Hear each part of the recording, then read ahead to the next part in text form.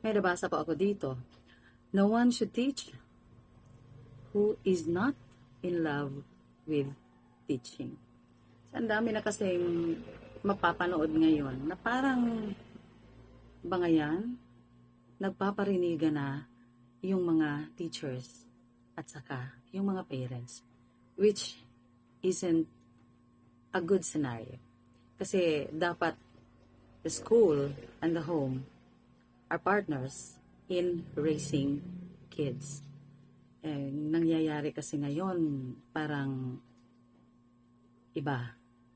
So, babalikan po natin itong nabasa kong quote. No one should teach who is not in love with teaching. Tama nga po naman. So, I remember when I was still a student in college, yung sinabi ng aking college professor was this. Dalawang tanong ang dapat pong sagutin ng isang gustong maging guro. The first question is, do you live to teach? Yung pangalawang tanong is, do you teach to live?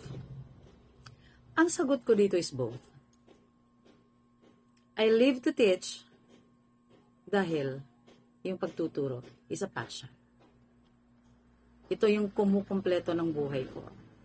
Dito ko kinukuha yung pambuhay ko sa aking pamilya. Ito na rin yung nagbibigay sa akin ng kaganapan bilang tao, bilang professional. I have been doing this for the past 20 years. Now, if I still could not find any reason why I am still teaching, then yung mali nasa sa akin. Yung pangalawang tanong naman, do I teach to live? The answer is yes. Dahil yun nga, yung sahod sa pagtuturo, ang nagiging pinagkukunan ko kung ano yung mga pangangailangan ko. Alam naman natin na ang buhay po ng guro, ang sahod po ng guro, hindi po talaga nakabibili ng luho. Nabibili po niya kung ano yung ating mga pangangailangan. Pero yung luho po, hindi po mangyayari na mabibili po natin ng ganon-ganon na lamang. Well, everyone of us wants to really, ang masasabi ko po lamang kung wala po tayong dedication, kung wala po tayong passion dito po sa ating profesyon, wala po tayong pagmamahal sa ating mga estudyante. Of course, palagi po tayong galit. Kaya, kung hindi po natin nilalagyan ng pag-ibig ang ating pagtuturo.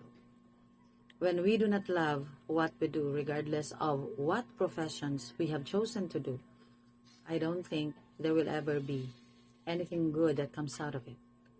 So, kasi po, it's the passion, it's the love, it's the fire that burns within us that makes all the difference.